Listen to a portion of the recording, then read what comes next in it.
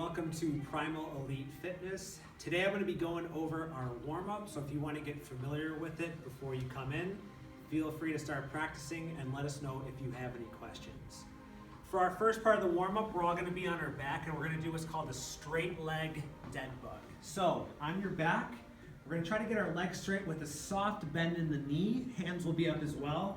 And we're going to lower opposite arm, opposite leg without allowing this leg to drop down. Once you get here, we'll bring it back up and we're going to alternate side to side.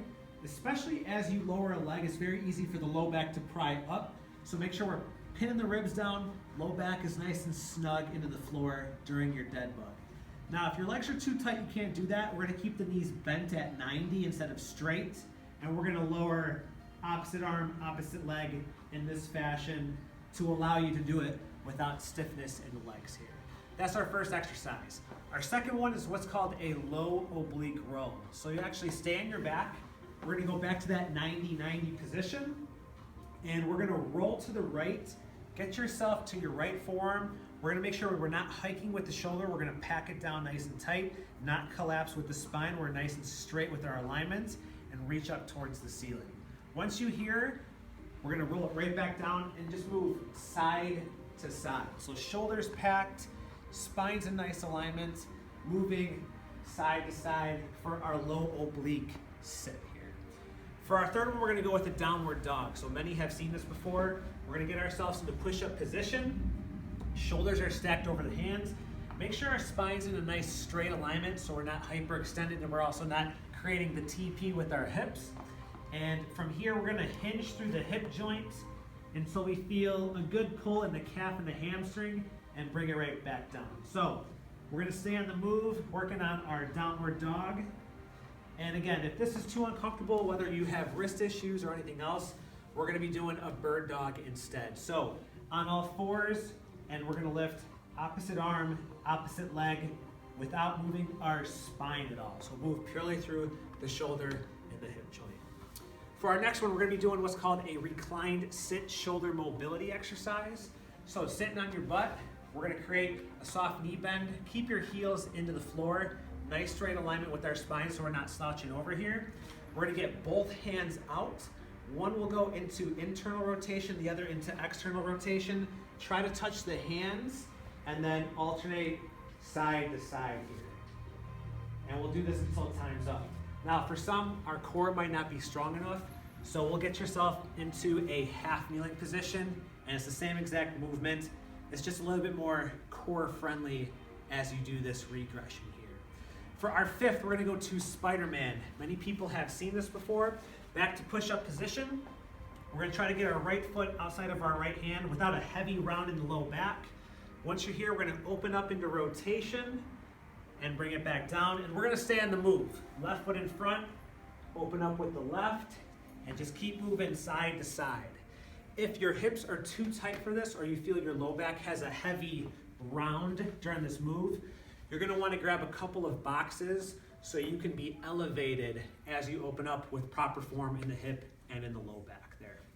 For our sixth exercise, we are gonna do something called squat to bear. So we're gonna get feet about shoulder width apart.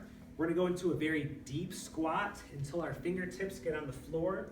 Once you're here, we're gonna crawl out into push-up position, crawl it all the way back into that deep squat position, and then stand tall. So one more time, deep squat, get those fingertips down. We're gonna walk it out, walk it back in until you're into that nice deep squat position, and then stand it tall. If this is uncomfortable, we're just gonna go body weight squats until your time is up here. For our seventh, we're gonna be doing a tough one. This is called a single leg deadlift with overhead reach. So what you're gonna do is we're gonna get on one foot. That knee is always soft, never locked out. We're gonna hinge through the hip joint, so never rounding through the low back. And as we do our single leg hinge, we're gonna reach overhead. Right here, and then pop it up. Every rep, we alternate legs. So now I'm on my right knee, or my right foot. My right knee is soft, and again, I hinge, and I reach above head, and I come up, and then I'm back to my left. For many, this might be too much. If this is too much with your balance or coordination, we're just gonna stand on one foot until the halfway marker, and then we'll switch it over to the other foot This way we're able to work on a little bit of balance and eventually get back to that hinge with the overhead reach there. For 8, we have a knee hug to lunge rotate. So we're gonna hug a knee into the body. When we hug the knee into the body, we don't round the low back. We stay nice and neutral. We go into our lunge and we rotate towards that side, and then we'll pop it up. Left side, hug, lunge, rotate. Stay on the move, hug, lunge, rotate. We'll continue until your time's up. And then for our last 2, we're gonna do a little bit of cardio just to get the heart rate up, the blood flowing, getting ready for our workout. For 9, lateral shuffle, 3 steps there and back. Nice athletic position, soft knees, soft hips, hands out. 1, 2, 3, 1, 2, 3, 1, 2, 3. We'll continue this for about 40 seconds, and then we'll finish it up with what's called a bouncing skip. It's a nice move to get the tendons ready for a little bit of elasticity and jumping around. So the bouncing skip, opposite arm, opposite leg is coming up, just how we move as humans with walking and running. And we're just gonna add a little bit of bounce to it. Getting the Achilles tendon ready if we're doing any jumps or plyometric exercises. Try it out, let us know if you have any questions, and we'll see you soon.